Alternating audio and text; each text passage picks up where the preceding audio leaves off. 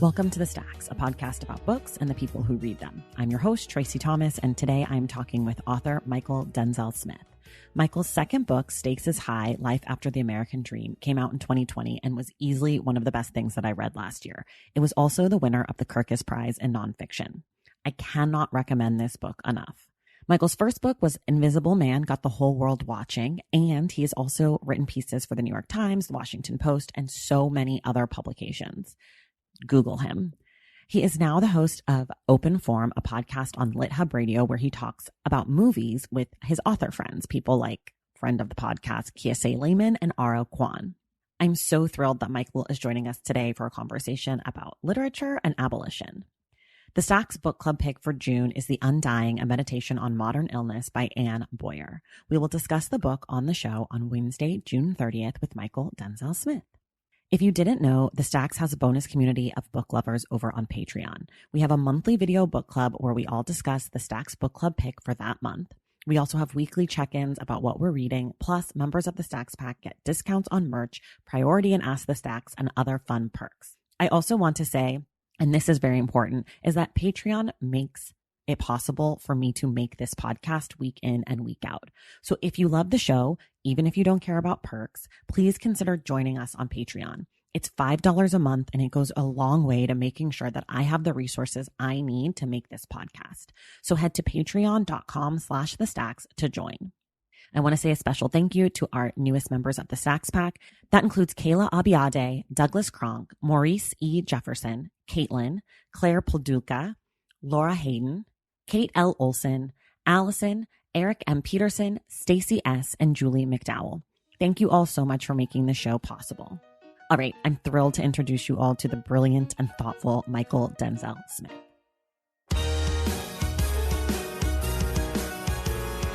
All right, everybody, I'm very excited today. I am joined by the author of probably my most favorite book I read in 2020, which was Stakes is High, and the author is Mychal Denzel Smith. Mychal, welcome to the Stacks. Thanks so much for having me, Tracy. I'm really excited to talk to you. This episode is airing right now the first week of June, but we're having this conversation on April 21st, which for folks who have a short memory is the day after the Derek Chauvin verdict. And I feel like we will talk about that later, but I just want to give folks a sense of where you and I are in the space and time, because, you know, in 5 weeks, people are going to be like, what are they talking about? Like, there's going to be a million other things people are thinking about. But that being said, let's kind of start at the beginning, which is like, can you just tell us about yourself, where you are, like other things besides your bio, which is what folks are going to have just heard in the intro? I'm currently sitting in my apartment as I've done for the past year and some change in Brooklyn, New York, where I moved. Oh man, I'm coming up on 7 years living in New York. I'm originally from Virginia Beach, Virginia. We landed there because my dad was in the Navy. It's a big military town. It's basically the economy of Virginia Beach, other than like the tourists that come during the summer. Which always baffled me because Virginia Beach is not an attractive beach. It's just ugly Atlantic Ocean, brown, green water. And like the sands are not interesting at all. And we have so many surfers around and I'm like, there are no waves to surf. I don't get this. I have definitely never been to Virginia Beach, but I'm a California person. So like East Coast beaches in general, like aren't really my vibe at all. There's nothing to them. There's nothing really that interesting. I mean, here in New York, we go to the beach every summer and we just kind of have to like pretend. We have to pretend like it's actually a good beach. It's not. Oh my God. I lived in New York for 8 years. I don't think I ever went like to the beach. I went to Coney Island like one time, but like I don't think I ever was like, let's go to the beach. I've never been to Coney Island, and it took me like 3 years to get to the beach while living in New York. I have friends that like would swear by the beach, go almost every day during the summer. And then I went and I was like, yeah, this is about what I expected. Yeah. It's not exciting at all. It's just an excuse to be outside. If you're going to go to the beach and you're going to go to your favorite beach in the whole wide world, what beach are you going to? Oh man. The like the most beautiful thing that I had seen is a few years ago when I went to Puerto Rico. Went to Vieques. The beaches there just gorgeous. I mean, my platonic idea of what a beach is supposed to be, like it's incredible. I cannot wait to get to travel again and go to the beach. Okay. I don't even like the beach that much, but like the thought of like sitting on a lounge chair and like reading something at the beach just seems like a dream. Yes. How did you come to writing? Like, how did you decide you wanted to write? In school, it was always kind of like hearing all of my English teachers be like, "Oh, you're one of my better writers in class," or exhibiting that. I didn't think about writing so much when I was real younger. Like I was very into math. All of that. I really was. Like in fourth grade, we got to fractions and like adding and subtracting fractions and all of that stuff. And like I would do that in my spare time. Like I would go ahead. Oh my God. But that stopped in high school. I was on like in all the advanced math classes and everything. And then I took a calculus class. It was like AP calculus or whatever. And I turned in a homework assignment and I actually did the whole thing. And like in math, you're usually supposed to get credit for like, at least showing your work and stuff. Right. But I did the entire thing. It was like 4 pages with 4 problems, each one taking up an entire sheet of notebook paper.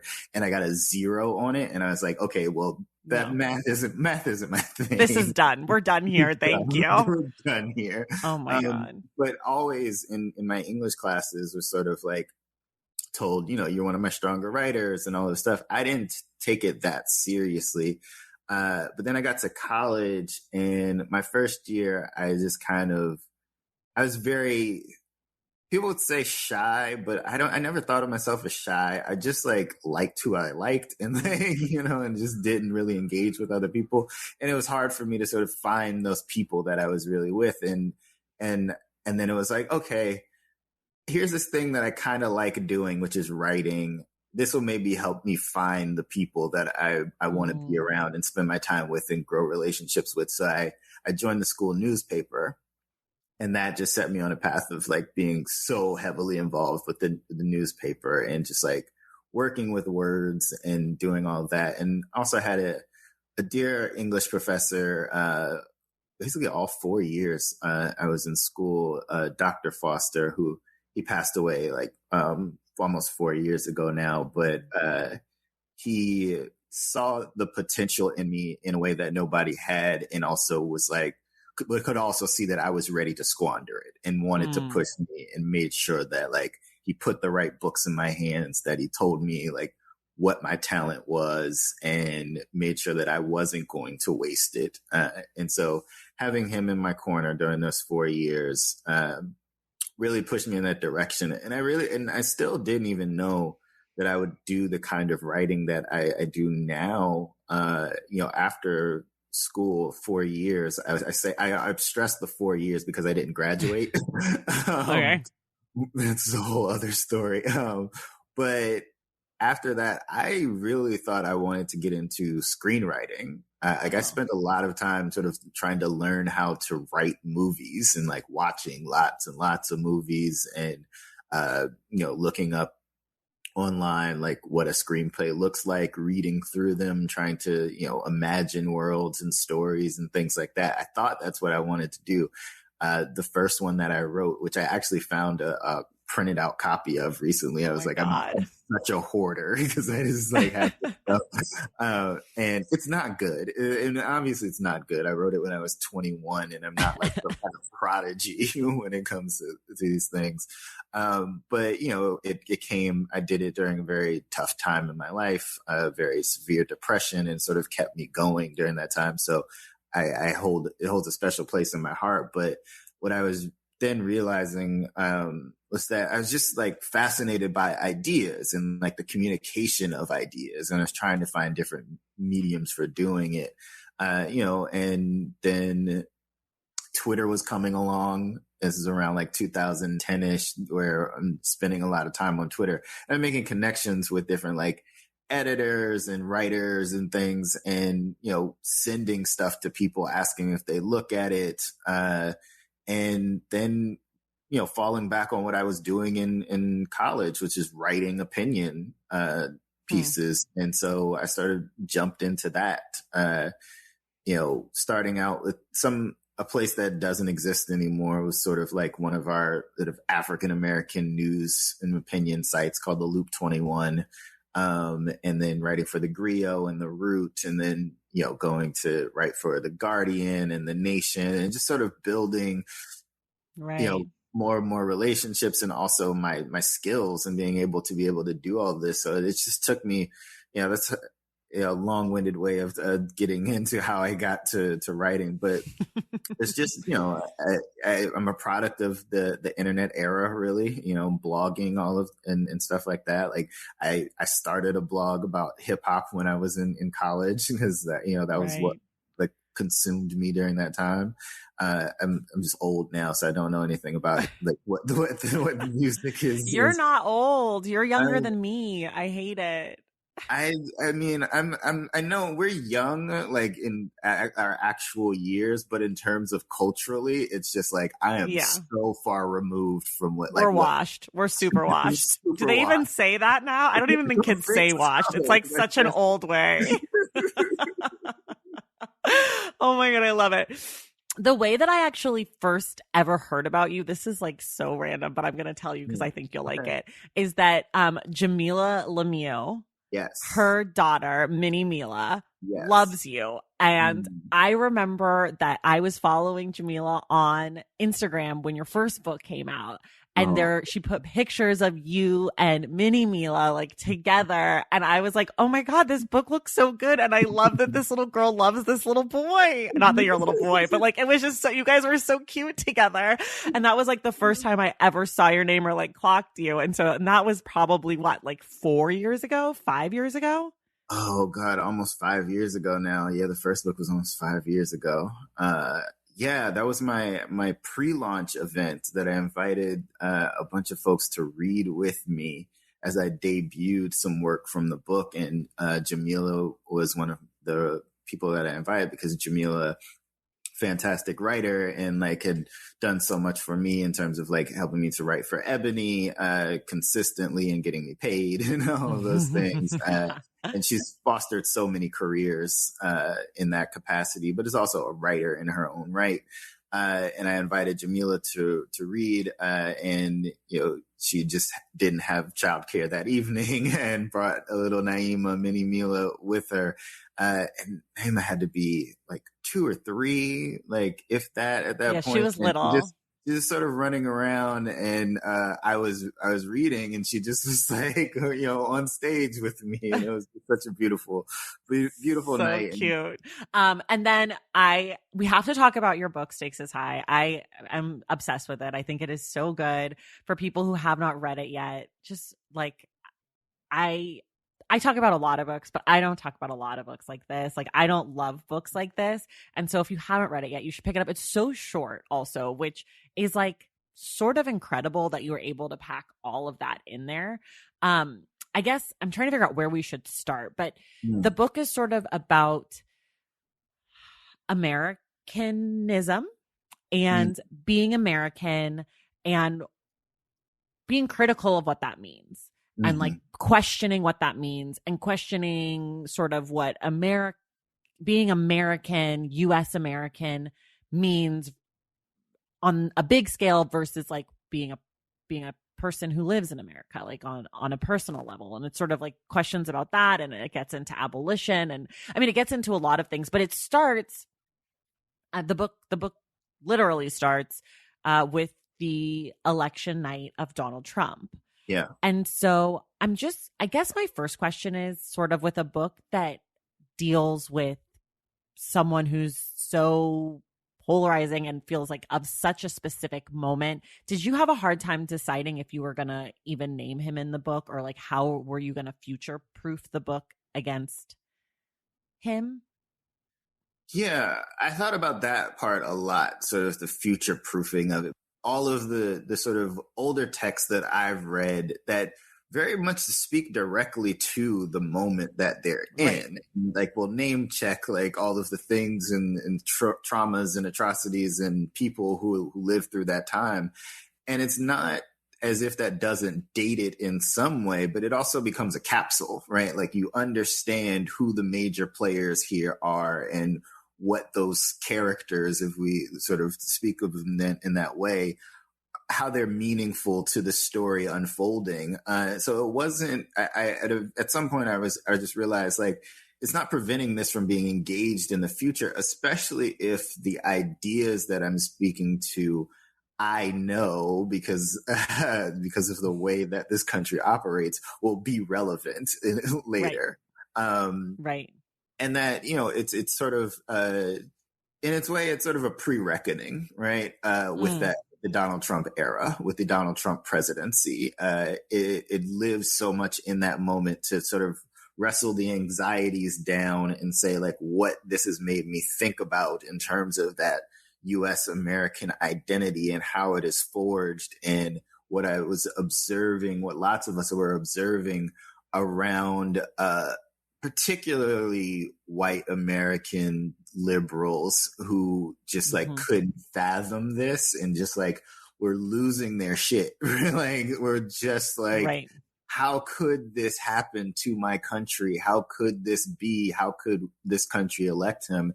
And for all of the rest of us going, well, of course this happened, right? Like what have you not been paying attention? Like, have you not read our history? Have you not understood where we come from and what values this country actually stands on?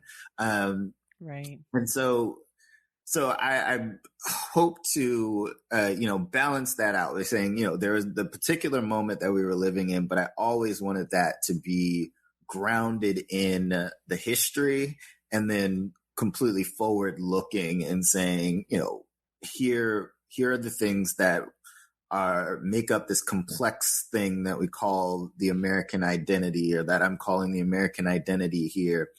And it is this time, or that time, those 4 years should have been a time to ask, is this who we want to be?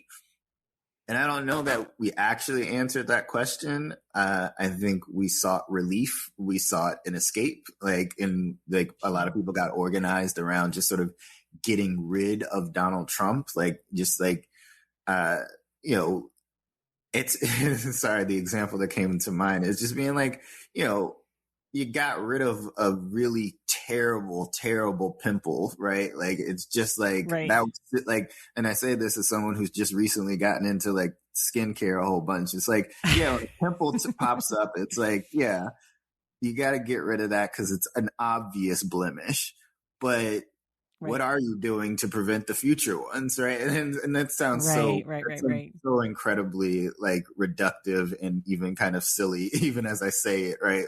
But but it works. But it's the way that we sort of handle things in this country. It's like there's some extreme version of our not stated principles, but our lived principles, our lived reality comes to the fore. And we're like, oh, we got to do something about this. But everything that produced it remains. And so if you're never asking those questions about like, what actually makes us, what does our record actually show, then you're never going to get to any real solutions about this. You're going to repeat a Donald Trump later.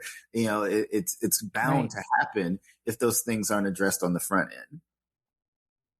Right. So you asked just now sort of like, is this who we want to be? And I feel like one of the things that I'm realizing is that the problem with like those kinds of questions is that like there isn't a consensus, because a lot of people do want to be this way and a lot of people don't want to be this way. And then there's a lot of people who want to be part of this way, but also part of a new way, and like aren't willing or ready to commit. And I feel like, at least for me, like, how can we move forward in making change without the people who aren't ready to commit, like, or can we? Man, I wish I were a better political strategist when it comes to stuff like that. I don't know, like my objective is to simply say, and I have a very particular audience in mind, or had a particular audience in mind with writing Stakes is High. And I thought very much about those people that were newly activated, right, in the wake of the election of Donald Trump. People who could clearly see that something was wrong. They knew that this was not the way that human beings should be going about the project of self-governance, right? Like something was off, but they didn't have any deeper analysis than that. And so my objective was reaching those people and and the thing is, like, I think with Stakes, though, I wasn't coddling those people. It was very directly confrontational. Definitely not.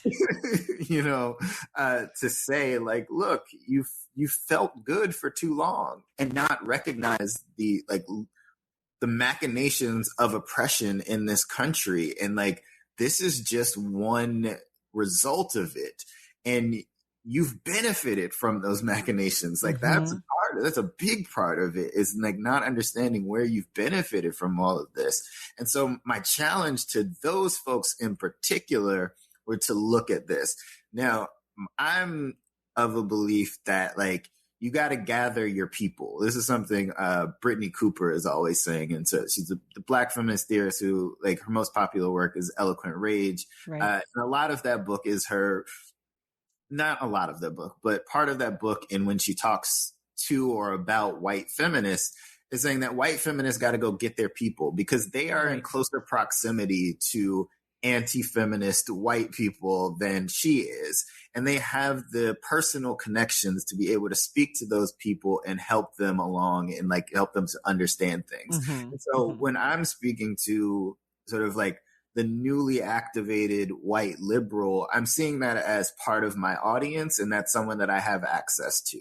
But who I don't have access to is their relatives who they're afraid to go to Thanksgiving dinner with and like afraid to hear their comments and speak up in response to them and challenge their ideas.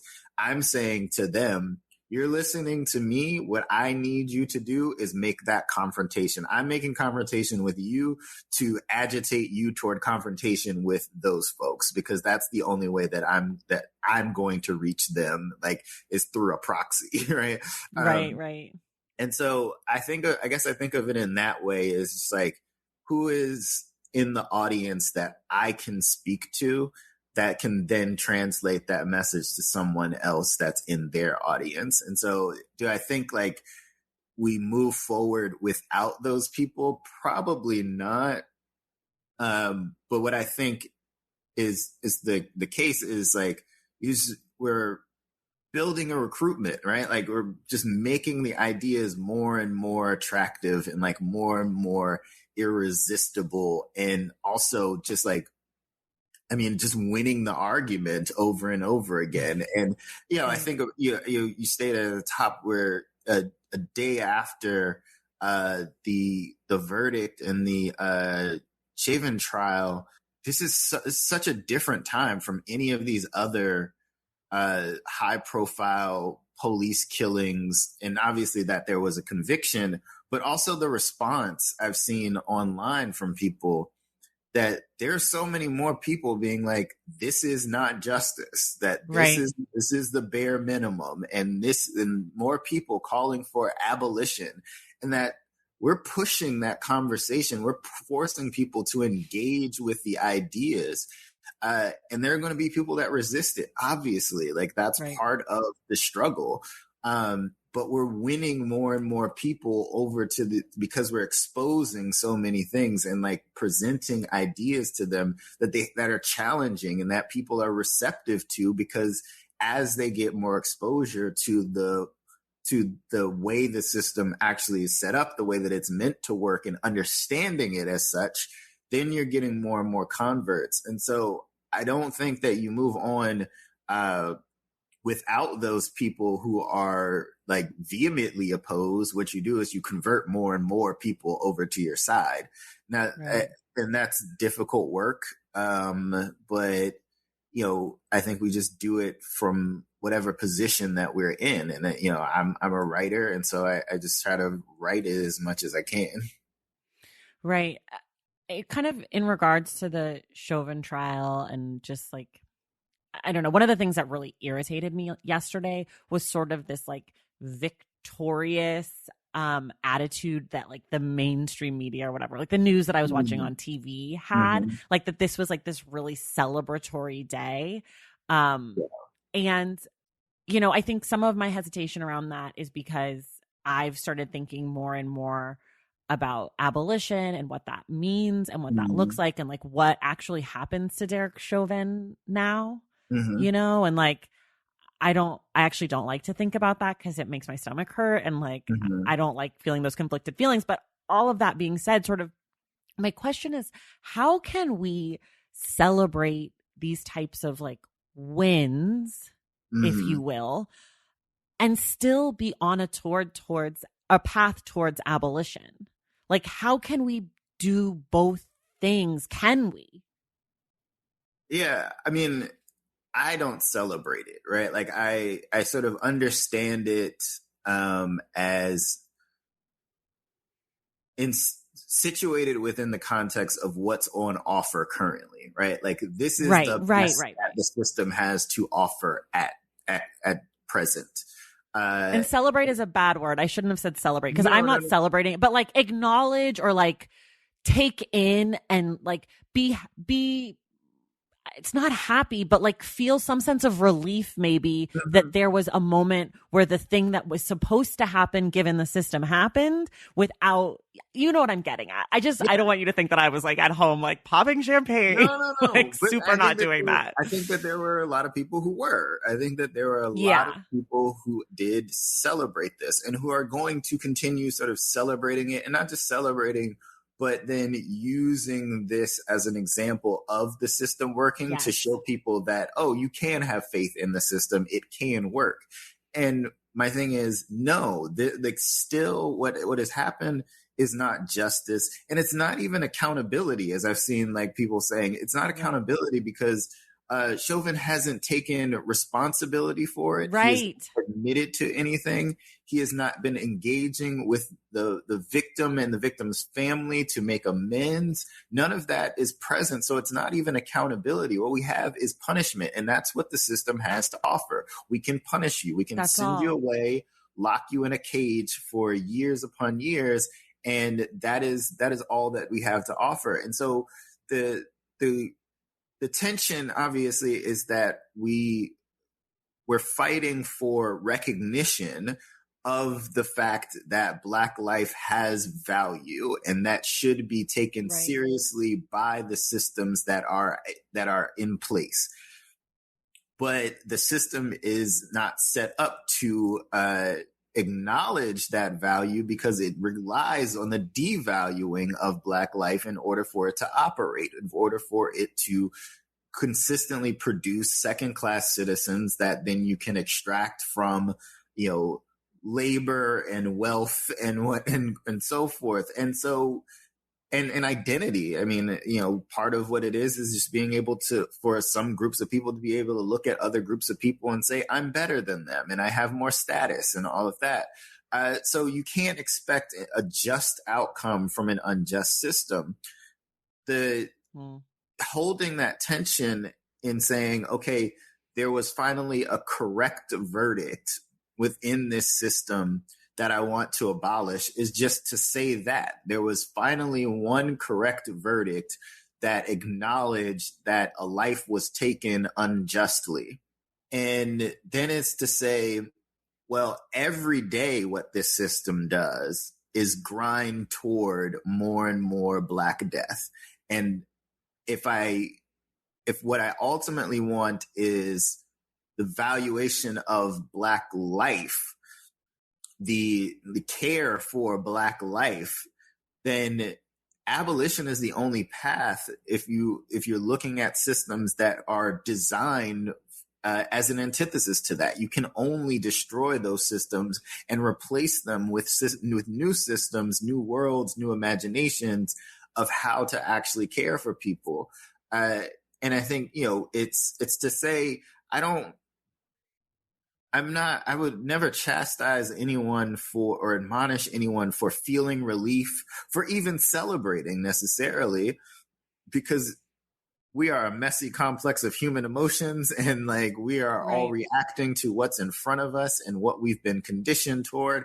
Like I get all of that, but what we have to be is critically engaged and have our analysis rooted in abolitionist principles to say, I see what the system has done here, and acknowledge that what it always does is sort of like make an example of one person in order to be able to pacify people, and then continue on to its death march. And so I resist that. I resist this as any form of justice. I resist this as any form of accountability, and continue to organize and write and speak toward the vision of the future that we actually want.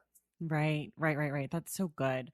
One of the things you say in the book that really stuck out to me on this second reading, I'm sure I liked it the first time, but for whatever reason, it really stuck out with me this time, is that, America is obsessed with this, like being a more perfect union and like taking credit for the good things that happen and that absolve us, but like not wanting to resonate with any of the things that like led to that. So like we're super proud of slavery abolition, but like we aren't the people who perpetrated slavery for hundreds of years. Or like we're super excited about the 100th anniversary of the women's right to vote, but like we don't really want to talk about what it took to get that, and the fact that Black women didn't get to vote, much later. And that popped into my head as soon as I heard the verdict and saw what was happening on social media of people like wanting to celebrate this moment of like, we did it, we got the bad police officer, and being like, he's literally the first white police officer ever convicted in that state of doing this. Like, and we know there have been many others in that state recently. No. So like,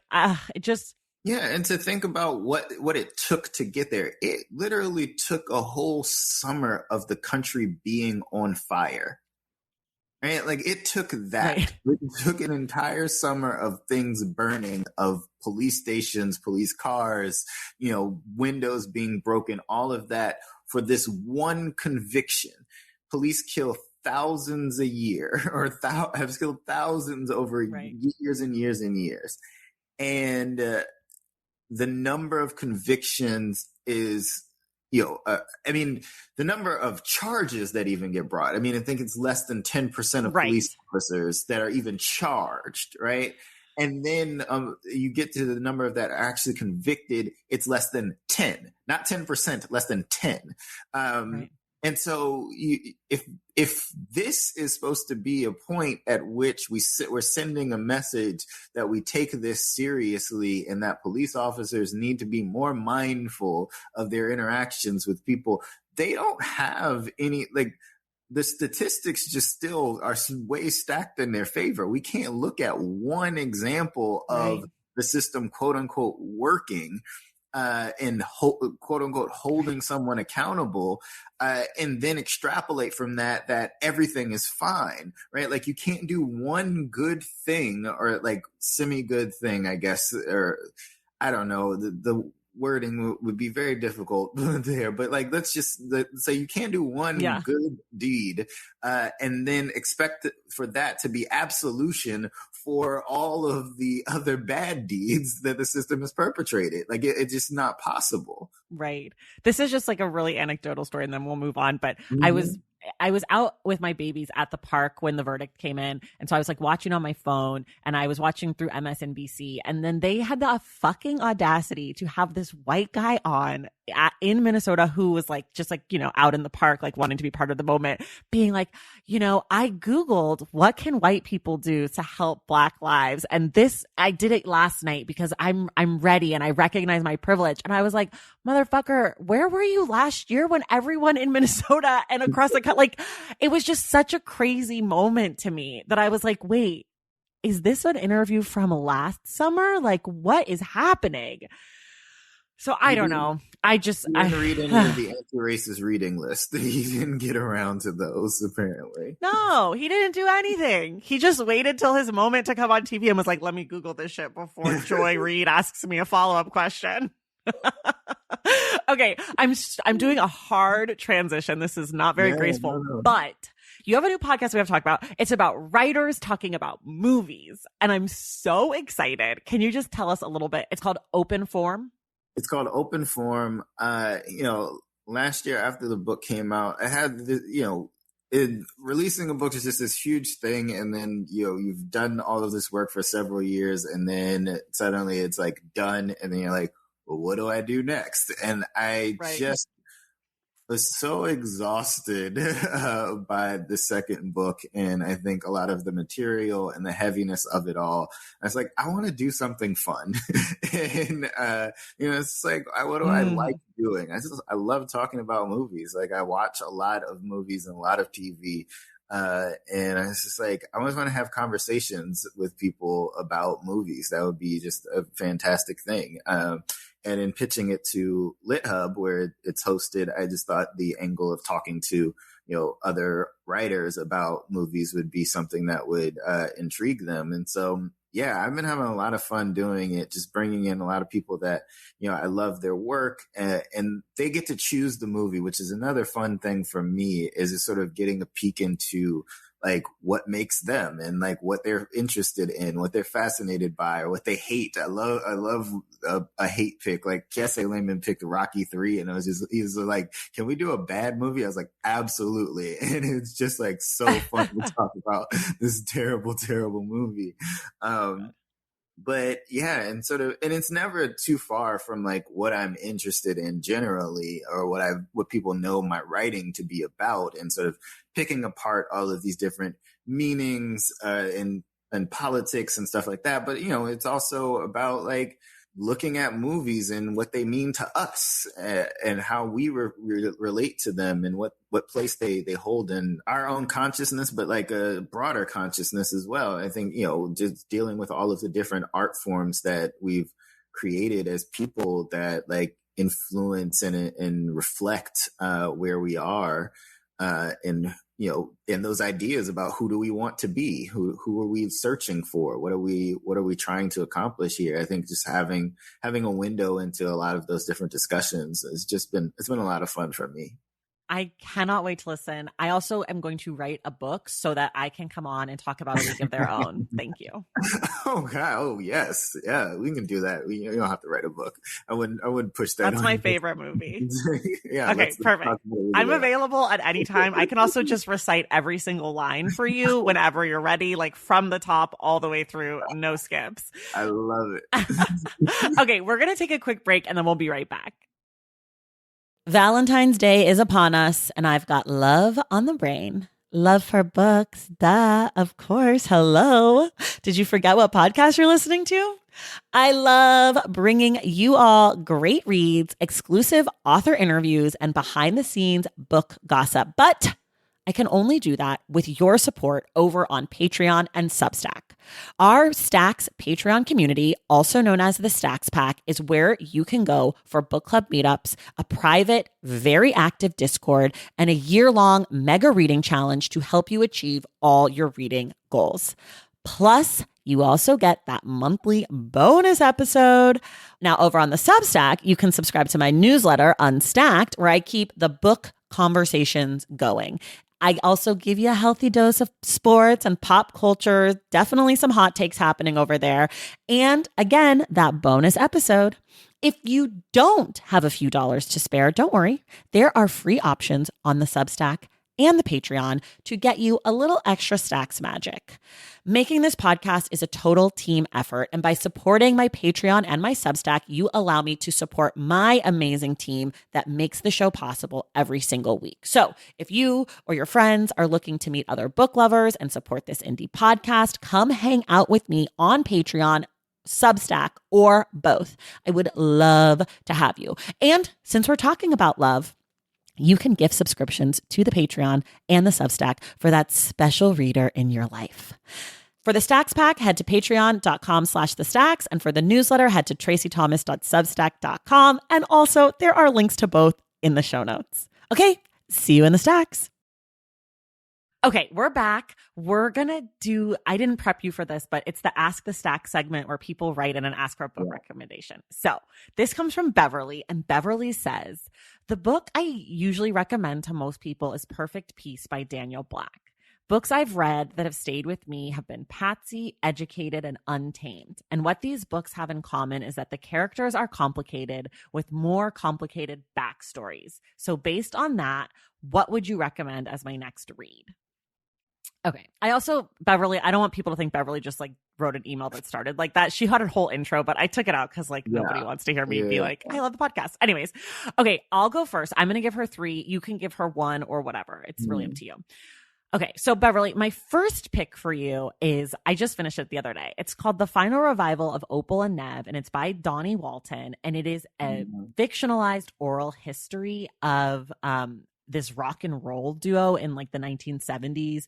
It's kind of like one of the rock and roll people is this Black woman, Opal, and she's like badass, and then her partner is this like kind of like nerdy, like weird British redheaded like musician, and it's a fake oral history, so it's like you're hearing from everybody's opinions on like what's going on, and it's like it's complicated and complex, and the characters are great. So that's one. Number 2, and we didn't even get to talk about this, but I wanted to, and maybe we'll get to it later, is called The Other Side by Lacey M. Johnson. It's one of my favorite memoirs. It's pretty difficult stuff. She was kidnapped and raped by her ex-boyfriend. And the reason I said we didn't get to talk about this is because you mentioned The Reckonings, or you mentioned one of the essays from her essay collection. Anyways, but I love this book. I think it's really incredible. And when Beverly, when you said Educated, it sort of has that like hard to get through vibe, but like also really good. And Lacey M. Johnson is a much more skilled writer than Tara Westover. So it's like, not she takes very good care of her reader. And then the third one is a book we did on the podcast, I think in 2019. It's called Home Fire by Camila Shamsi, and it's a retelling of Antigone, but it's set in England and America and the Middle East, and it's about these siblings, and it's really good, and the characters are complicated, and it's like sort of unputdownable. It's about as unputdownable as a novel gets for me. So those are my recommendations. Mychal, what do you have? I'm thinking right now that it's Britt Bennett's first novel. The Vanishing Half came out last year, and it sort of like took over everything. It was huge. But The Mothers, I think, is really it's so good. And that I think that would satisfy a lot of that search for these complicated characters and backstories, and like some bringing in some sort of like multiple voices and omniscient voices and things like that. I think that would be a good read for Beverly. Yeah. Okay, now we get to talk about your taste in books. We're going to start where we always do. 2 books you love, 1 book you hate. 2 books I love. I feel like I talk about them all the time whenever I'm and that I've like taught them, and I just can't get enough of them. I already mentioned him, and I think everybody does, because why not? Kiese Layman and Heavy, which is just of course. I mean, how do you not? Like, it's just the most incredible book. It's so incredible, and I love Kiese. It's also so uncomfortable because like Kiese is the most honest writer in the world, and some of it is just being like, should I know that? Mm-hmm. Should I be reading this? Right. But like, he's so skillful. I mean, just one of the greatest storytellers and lyricists, and just like, just Kiese Layman's Heavy, and then Jesmyn Ward, Men We Reaped, which I think is so inventive in style. And then also like Kiese and Jesmyn to me are just like the best writers on the face of the earth. And the stories that she's telling there, the way she's moving back and forth and making the connections between time, and telling these really heart-wrenching stories about the deaths of these 4 young men in her life, and then talking about this relationship with her father and to an extent her mother as well, but like a lot of it dealing with her relationships to the men in her life, and just sort of unpacking in a way like the very complicated nature of a Black woman trying to navigate those relationships to these Black men and understanding herself in relation to them and them in their various forms of escape and violence. And and she paints a very tender portrait of a father who has a lot of shit that he, I think that it's just fantastic. And yeah, so those are the two books I would say I love. A book that I hate.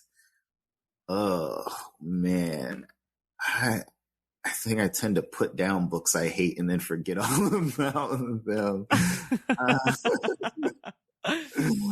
Yeah, a book that I hate, I didn't finish it, and I'm remembering the name now, or at least looking at my bookshelf and seeing it. I was supposed to review it. I never got around to it. It's called Self-Portrait in Black and White by Thomas Chatterton Williams. And I'll just say, I don't care if he ever hears it. I just don't like him as a writer. I think this is terrible. Right. And I think, my problem with the book is sort of one, stylistically, I just think he's so full of himself and thinks he's a better writer than he is. Okay.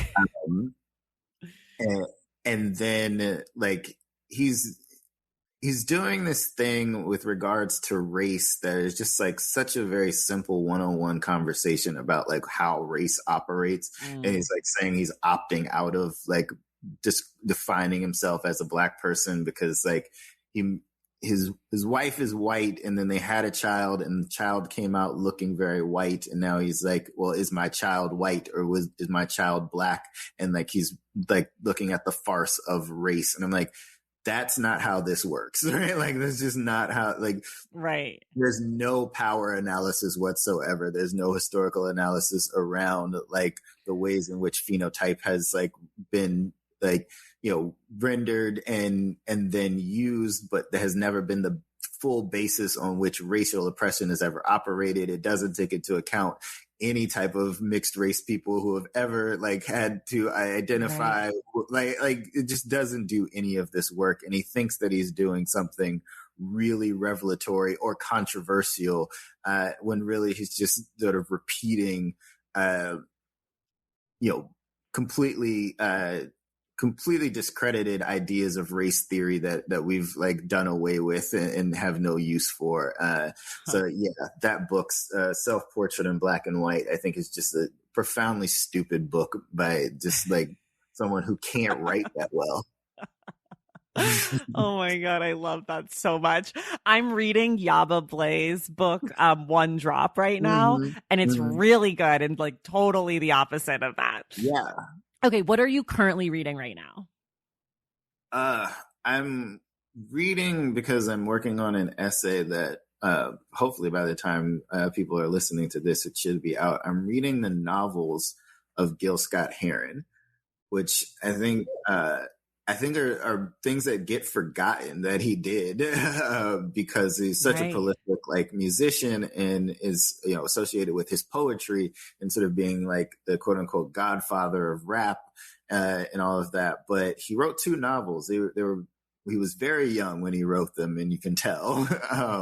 The first is called The Vulture, and then The Nigger Factory, and one is sort of a murder mystery.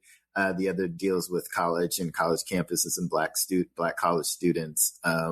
But yeah, I'm reading those to sort of write about like this sort of missing, often discussed part of Gil Scott-Heron's legacy and his work. So I'm working my way through those. I pick up random things or just stuff that I'm excited about. Like I recently finished A Little Devil in America by Hanif Abdurraqib just because I read so everything that he writes. Yeah, he's just a fantastic writer. He's just incredible. Hanif just does. I get jealous of Hanif because he does emotion way better than I can do emotion. Yes. he's just understands feelings. Did you have a favorite essay from that collection? Oh, I love the Spades one. I do. Okay. I love that. I really liked. There's the one where he's talking about Wu-Tang, the one about softness. Okay. I really like that one. The one about what's her name, Mary Clayton. Yes. I really love that one. That was the one for me. I was like, holy shit. I Yeah. listened to Gimme Shelter like 20 times in a row after that. Yeah. And I liked that one with the Beyonce one coming, I think, right after. Like I like that 1-2 punch. Mhm. It's such a good collection. He is really quite talented. What are some books that are coming out that you're looking forward to reading? I think that as is the problem of anybody that like enjoys reading Yeah. is just like there's so many books all the time. Like I'm reading a collection of poetry by Nate Marshall called Finna right I'm now. reading that right now too. I have Yeah, like 5 more poems. It's so good. it's great. It's great. But there's so many different things that I picked up. I picked up recently and want to get to at some point. Carmen Maria Machado's In the Dream House. I've heard such great things about that, so I want to get to that at some point. Yeah, I'm looking forward. Sorry, I know Kiese sort of dominates everything, but I am looking forward to the reissue of Me Long too. Division. I want to get my hands on that and read that one. I need to, at some point, I need to get to reading my boy Marlon Peterson's Bird Uncaged. Yeah, there's a lot of stuff. I'm still like kicking myself. I haven't read The Yellow House by Sarah Broom. I need to get to that. There's a number of different things. I just read, because I blurbed it, my friend Hermione Hobie, who has a novel coming out in July. It's called Virtue, which I enjoyed. Yeah. That's good. That's good. That's a lot. That's good. What's a book that you like to recommend to people? Not going back to the well of Kiese and Jasmine. It really depends to me. Like I want to like give people things I think that they'll enjoy. And so I like sort of suss out like what have you been reading and what kind of things are you really interested in.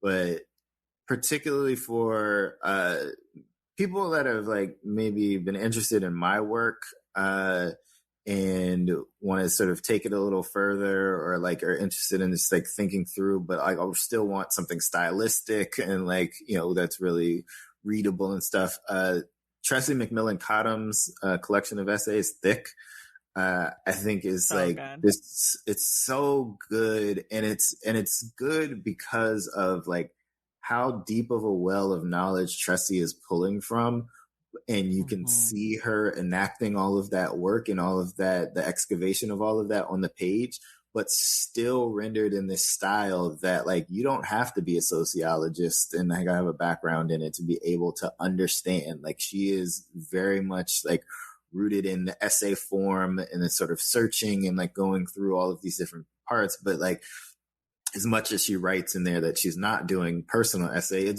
is personal. It's like related back to personal experience that I think for me is something that like grounds a reader and makes you able to relate back and like to know the stories of other people and to find yourself within that place, and then to think more critically, think more deeply, think thicker, and as she would put it, about like some of the most prescient issues of our time. I think that it's a fantastic book to recommend to people. It's so good. She's so fucking smart. It's annoying too. It's like, oh, you're just a fucking genius. Like, how dare you even exist and be so brilliant? Like, I get annoyed with people like that where I'm like, how do you think like this? Because even her tweets are like so complicated and like she's just so brilliant. She's like one of our great thinkers, I feel. And I don't think she gets nearly enough credit for the work that she does and the way that she's able to package it for us normal like dum-dums, like I feel like people who think on her level are normally like in academia only, like they're doing their shit over there, and she's like, no, let me bring my brilliance to the people. You're welcome in advance. I have the ability to bridge those things and like to make it readable for everybody, and it's just like that's a skill that like I truly admire. 1,000%. Are you the kind of person who sets reading goals for yourself?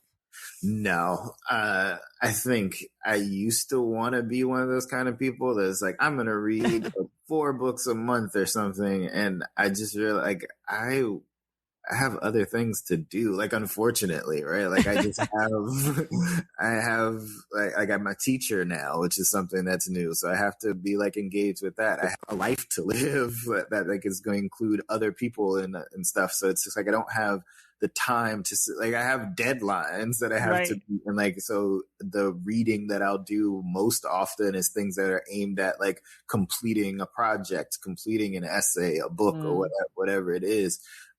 So I'm going to miss some stuff, and I'm not going to be able to just sort of read the thing that like I want to read for pleasure or personal edification all the time. So I don't want to disappoint myself by setting a reading goal and feel like I can't read it. Do you have things on your reading bucket list? And that question's sort of vague. Or your bookish bucket list, I guess. It could be anything about books. Oh, man. I want to read through all of Dostoevsky. And it's because, like, I read The Underground, and it's like it's very influential in Ellison's Invisible Man. And like Dostoevsky is one of those writers that a lot of the writers of, especially of yesteryears, were influenced by, and like Baldwin read a lot of Dostoevsky, like, and what little I've read from Dostoevsky I've enjoyed, but then I just find myself sort of like reading things that trying to keep up with like what's current, what new trends and things are in literature, or what I'm drawn to by subject matter or whatever. But at some point I'm just like, there's a lot of stuff that just seems like it would be right up my alley. Like I want to read Crime and Punishment, or I want to read The Gambler, and these things that like I feel like are right in line with everything that I like am thinking about now. But I just never feel like I have the time and headspace to be able to like dedicate to that kind of project. So that's something that I do want to do at some point, is sort of read through all of Dostoevsky. Good for you. I read my first Russian novel for this podcast, Anna Karenina. I just finished it this month, and I don't ever have to do that again. So check plus for me. I did it. I'm done. It's over. Okay. Do you remember the last book that made you laugh? You know, it's weird. Like, even when I read something that I think is funny, I don't laugh that much when I read. That's fair. I don't laugh when I read either. I just don't. I think there are people that can be funny on the page, but it just doesn't hit me and make in a laugh out loud kind of way. Same. What about the last book that made you cry? Last book that made me cry. Well, it's probably more for my personal connection to the author, but Basi Ikpi's I'm lying, but I'm telling the truth. Just reading through her story, just like, and I know Basi and known Basi for years, and was there for, our friendship sort of like started in this very difficult time in her life, and to sort of read everything preceding that was just like this emotional trip that like, it's like, this is hard. What about the last book where you felt like you learned a lot? Well, we are going to discuss this at some point, but The Undying by Anne Boyer, which is this memoir of her diagnosis and then subsequent treatment of breast cancer. And there are so many things in there that I just did not know and just would not have been made aware of at all. Like, there's just a lot that, so I have not read the book yet. You have, I have not. You picked it. And normally when someone picks a book that I don't know, I kind of will be like, well, what about this? But you picked it and I was like, fuck it, let's go. So I'm very excited to talk about it, but I'm really going in knowing the title and that it has something to do with medicine and that you're excited about it. So like, I don't know. That's like not really, normally I do like a huge endorsement on these kind of episodes being like, read the book with us, but I don't know. Michael's smart and he picked it. Like, we're going to fucking do it. It's a great, it really truly is. But in terms of learning a lot, there's so much to unpack there. Oh my gosh. Also, the other thing I know about the book is it won the Pulitzer Prize. Won the Pulitzer Prize. Yeah. which I always tell people, I don't care about the Pulitzer Prize in fiction, but the Pulitzer Prize in nonfiction in the last like 10 years has not missed yet. Like it's been just like killer books. Like Yeah. the Attica book won. I Mm-hmm. think the Frederick Douglass book won. Yeah. I think Evicted won or was a finalist. Like it's just been Yeah. really good books. So when I also saw that and I was like, well, they've been doing great. Let's go for it. We're running out of time, so I'm going to ask you two more questions. One is, what is your problematic favorite book? Problematic favorite book. Ooh, I don't know that it's probably more that it's problematic by virtue of like who the author is at this point, but there's still a place in my heart for Cornel West's Race Matters. And it's because it sort of came early in that journey that I was taking, in which I was like politicized and radicalized, I should say. Mm-hmm. And it was very much one of those things that was recommended at all the time at that point. It's like I think I read it about a decade after it was released, when I was 17, 18 years old. And Cornel West was everywhere then, right? Like that was during the era of sort of like Tavis Smiley and his State of the Black, whatever. Right. Like, and he just tried out all of these Black public intellectuals, and they just like come on stage and really would. It's so weird to me now to think back on, but they really were just like performances. But Cornel was everywhere, and that was one of those books that I think was formative, but I look at the ideas in there now and I'm like, some of this stuff just is very dated and like very of its time and not exactly like, it just doesn't hold up. And Cornel West is not a great writer. He's like just more of an orator than anything. But I still think, just because of the sort of trajectory that it helped me along to sort of think through some of the things that like I was suddenly interested in and didn't have a roadmap for.